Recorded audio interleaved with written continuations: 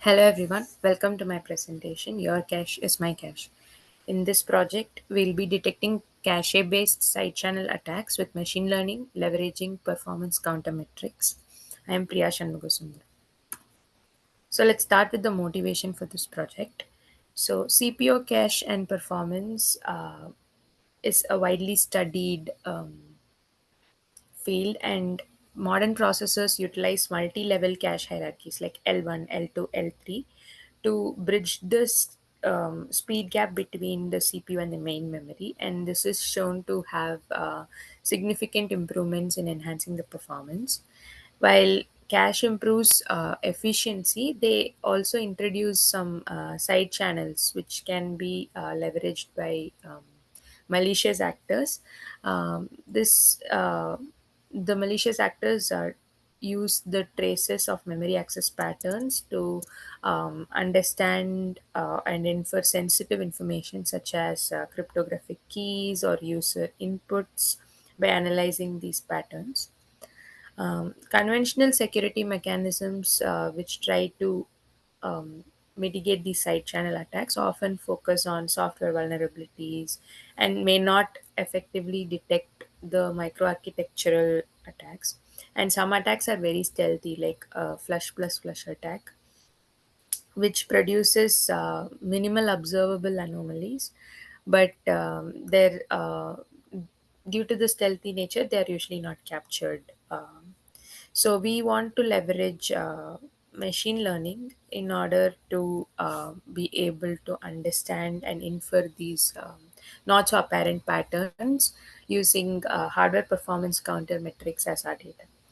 So we want to develop a robust system that is capable of detecting various cache side channel attacks. And we want to leverage the HPC, the hardware performance counters, to monitor like low level events, CPU events. And on these low level event data, we want to employ machine learning algorithms to analyze it, and also to enable like a detection without necessitating, specialized hardware modifications per se.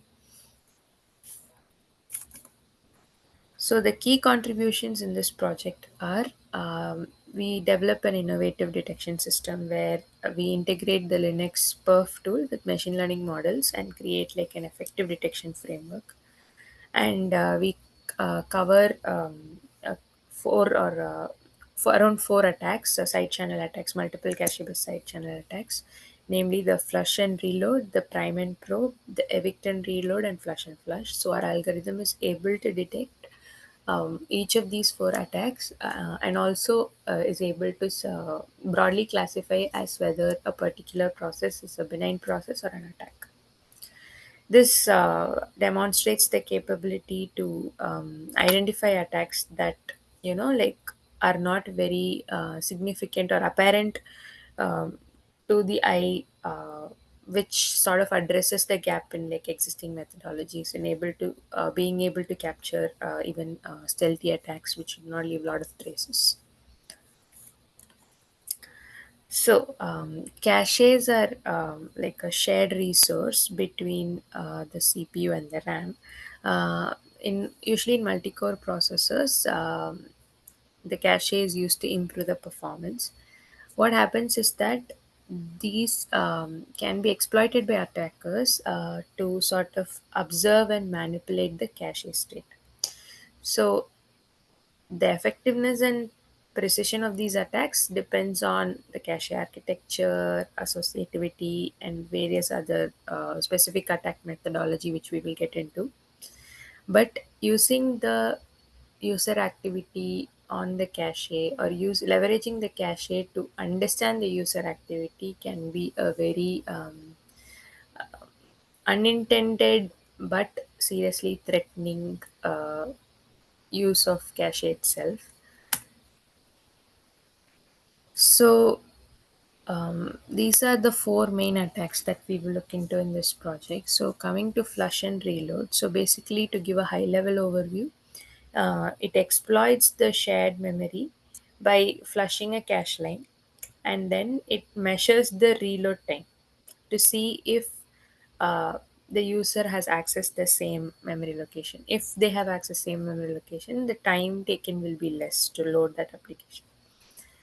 Now coming to evict plus reload, similar to the flush plus reload, but instead of flushing the cache line, it evicts the cache line through the cache set and tries to see if user has accessed.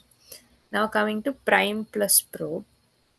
So here the attacker fills the cache with sort of their own data, and then they see which of the cache lanes have been evicted after victim like executes, and using that they infer the memory access pattern sort of.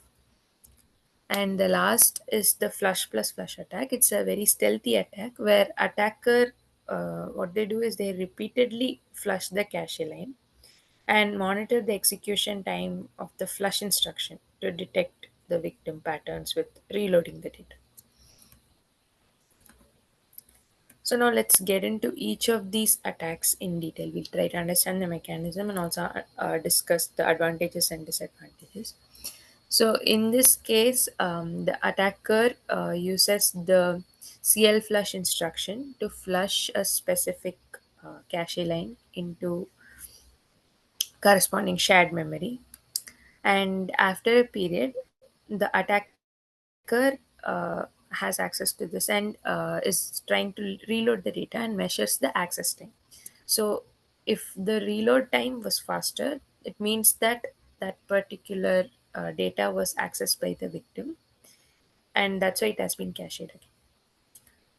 So for you to perform a flush and reload attack, there needs to be a shared memory between the attacker and victim through maybe shared libraries or something. The advantages of this attack are that it's a high accuracy and low noise,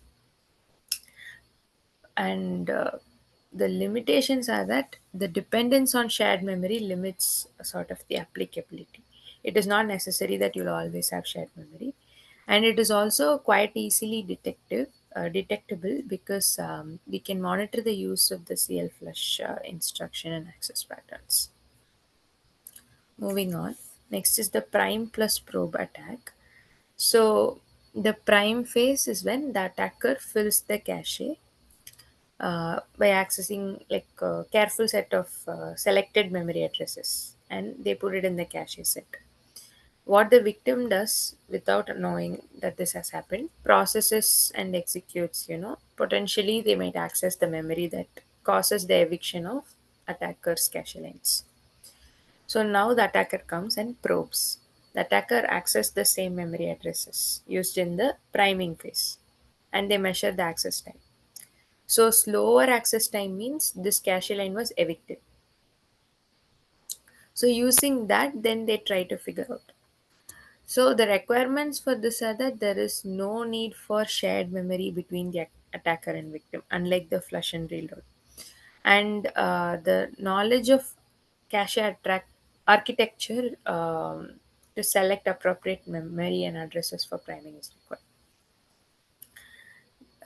This is applicable in scenarios without shared memory, and it can be performed in multi-core systems also. That is one of the advantages.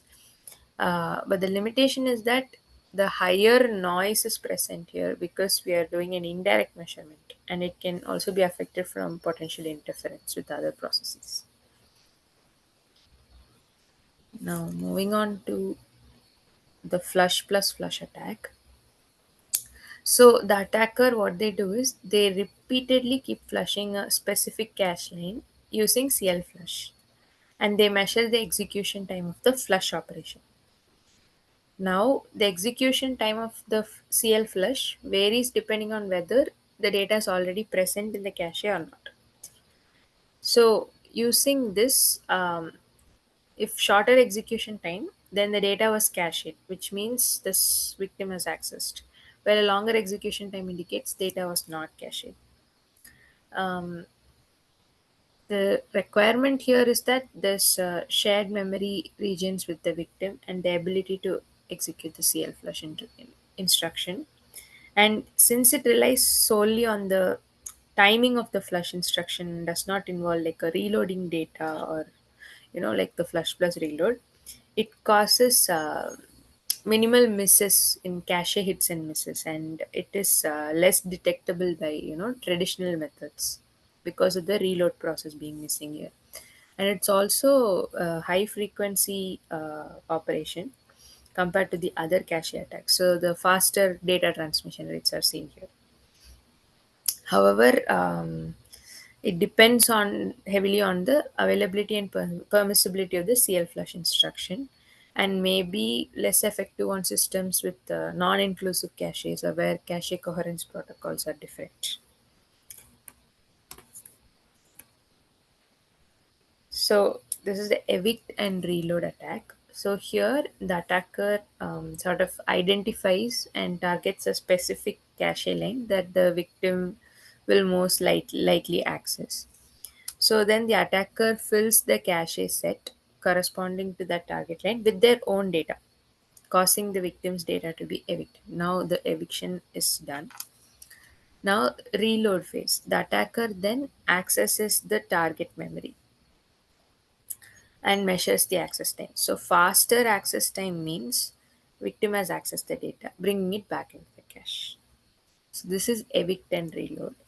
Here again, there is a requirement for shared memory between the attacker and victim. And the knowledge of the cache's associativity and replacement policy is also required here. It does not rely on the CL flush, unlike the flush and reload and flush attacks. So it might be even applicable in architectures where CL flush is restricted, and it can be effective in scenarios where there's a shared memory between them and direct flushing is not possible. Um, However, the success rate here is affected by the cache's replacement policy, and also we are going into the memory accesses to ensure effective eviction. So we need to have precise control. So now moving on to the challenges. So many attacks are stealthy and do not generate significant anomalies in the performance counter. So because of this, this makes them sort of difficult to ascertain and elusive to traditional detection methods that rely on like monitoring these particular metrics. And to effectively detect such very like silent attacks, stealthy attacks, we need to monitor more broad set of microarchitectural events just beyond the cache misses. So that's why we use hardware performance counters to capture more comprehensive view of the CPU activities. So HPCs are basically specialized registers within the CPU that count the occurrences of specific microarchitectural events. Events such as branch instructions, mispredicted branches, instruction retirement, CPU cycles are some of the key metrics that can help us understand if there is indication of any side channel attacks.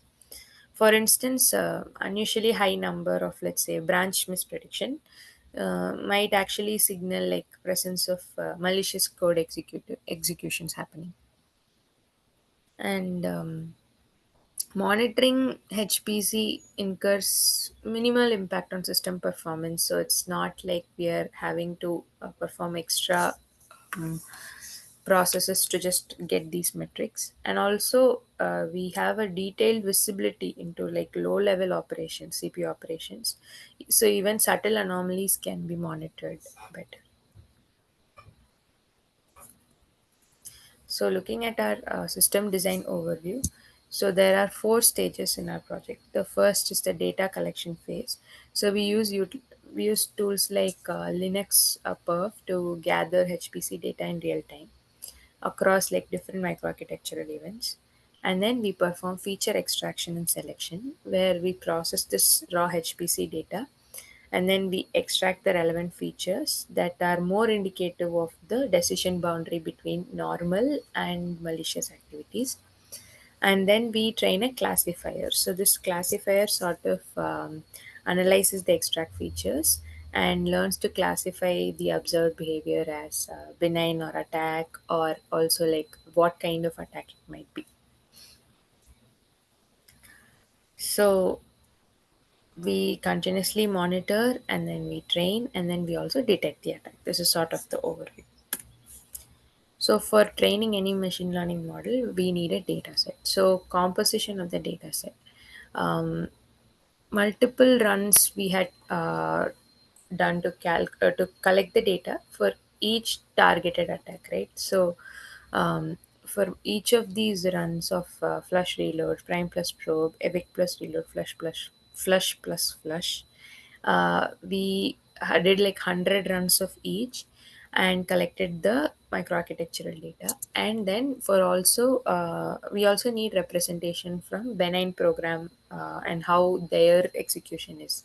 So we chose like very common applications such as file compression, file IO operations, sorting, and matrix multiplication to sort of give data set points for non malicious activities. Then we label each data as either attack or benign, and also have a different another. We have two classification problems. One is attack or benign, and the other is sort of trying to understand which attack. And we approximately corrected around 1,500 samples for our data set using this method. So, looking at what are the metrics. Um, so, primary counters are like the branch instructions, right? So, branch instructions like number of branch instructions executed, it's a count, and branch misses. So, number of mispredicted branches, like tracks the number of mispredicted branch instructions so that we can detect any anomalous control flow patterns. We also look at CPU cycles to look into the execution time and potential stalls or whatever. And also the instructions that have been completed and retired. So we can look at the throughput. So we chose these metrics because of their relevance to the problem at hand. Anomalies in branch misprediction may suggest some abnormal code paths are being executed, or you know there's some malicious probing that is happening. And CPU cycles and instructions can reveal like some discrepancy between expected and actual execution patterns, so there is some interference from an attack. So we use the perf tool and record these metrics during program execution so that we can use that for our model. So we use random forest algorithm to assess like the importance of the features. So we have all these features, but we want to know which features are the most representative of the boundary decision boundary between a process being an attack or a benign process. So what we did was we compute some statistical metrics, and random forest also has a feature importance value which we use to rank the features based on their like contribution to the classification or the output. So once we obtain these features, we sort of look at the accuracy with just these features and without the other features, and we saw that the accuracy did not drop a lot.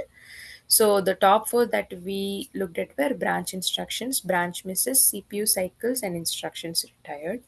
Now, before training, we also need to process these features. So all these selected features were normalized so that they were uniformly scaled, and then they were fed into the training process. So, like I said, we use the random forest classifier with 100 decision trees. So, it's an ensemble model, so it can like handle overfitting, and also if there is noise in the data, it can handle. And it also provides the feature importance, which is crucial for our case. And we perform two objectives. One is the binary classification objective, and the other is the multi-class classification objective.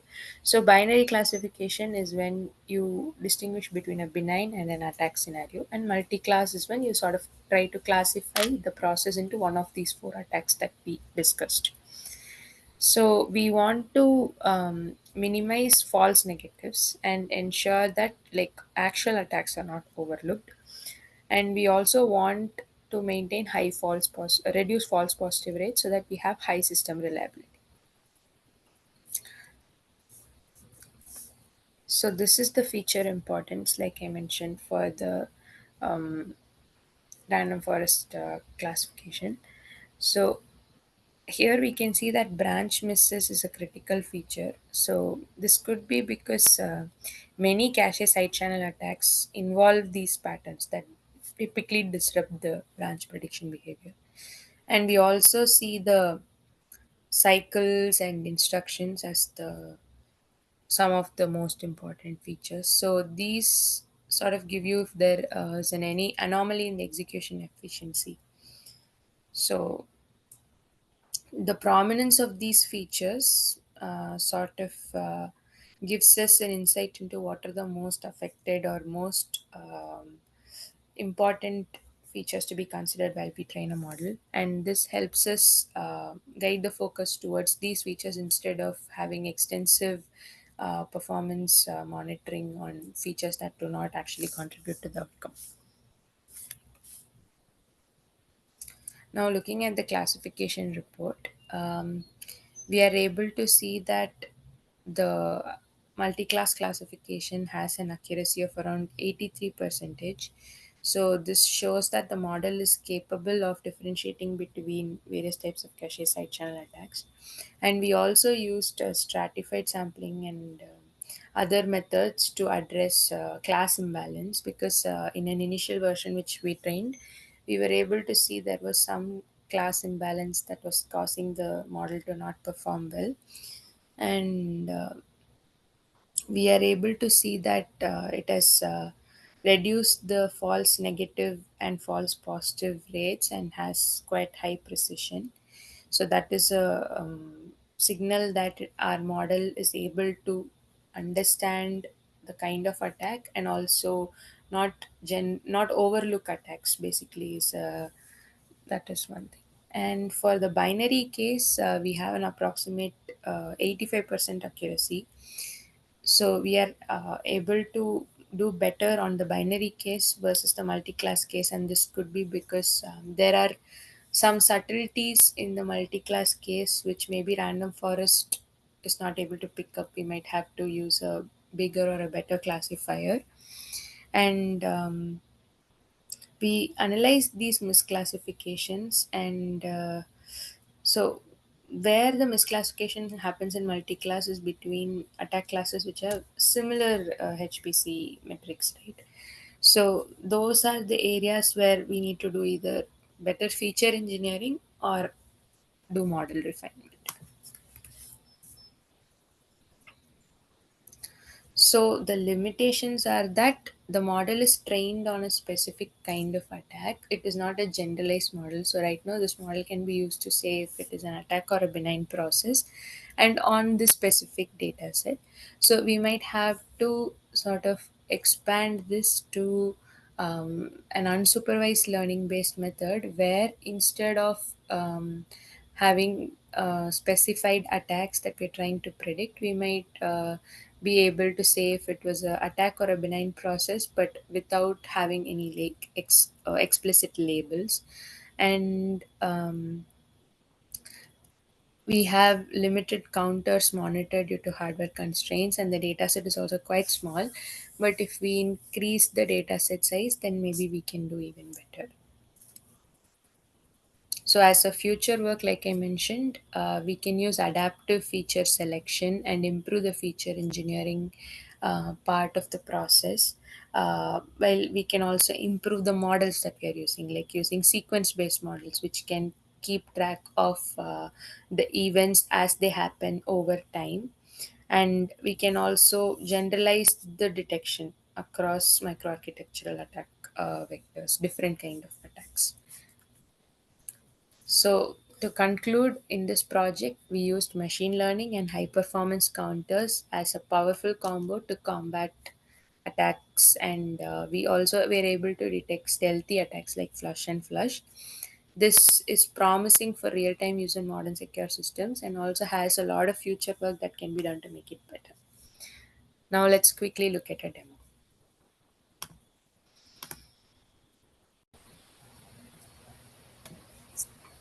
Hello, everyone, welcome to the demo of my project. So first we start with the benign processes. So we have a number of benign processes that we want to simulate. We have matrix multiplication, we have a sorting process, then we have the compression of a file like a zip file. We also have like a file handling process. So these are some of the benign processes that we will execute. Then moving on, we also have a few the attacks, right? So these are the attacks. So this is the prime and probe attack, where we have the different phases: the prime phase, the probe phase, and then we have the evict and reload, where we simulate the evict and reload attack. This is the flush and flush attack, and this is the flush and reload attack. So now once we have these attacks, what we want to do is um, we want to perform the data collection, right? We want to run these attacks and perform the data collection. So this is the script which performs the data collection. So we want to run the attacks and the benign programs. Then we want to monitor the different metrics, the high performance, sorry, the performance metrics. And then what we do is we collect this data set and then store it as a CSV. This metrics we collect and store it as a CSV. So after we store it as the CSV, then we perform the data scaling, and then we use the random forest classifier to perform our classification process. So let me quickly show you.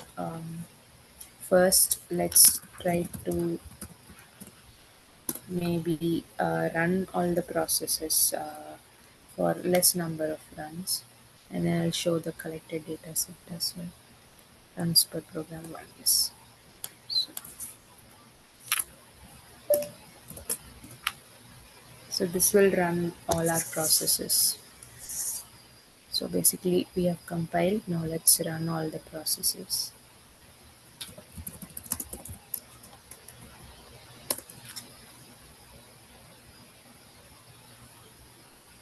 So this is running all the processes, and we have the data set. This 1444 samples are there in our data set. Now let's try to perform an inference. I have written the inference script, so let's try to perform the inference on a test set and see the performance metrics.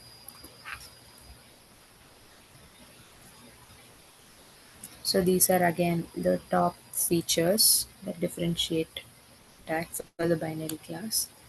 And let me just close this. So here we have around like 85% accuracy on the binary classification problem, like we mentioned on the test set as well. So this is sort of the confusion matrix, and these are the different metrics that we have. Thank you.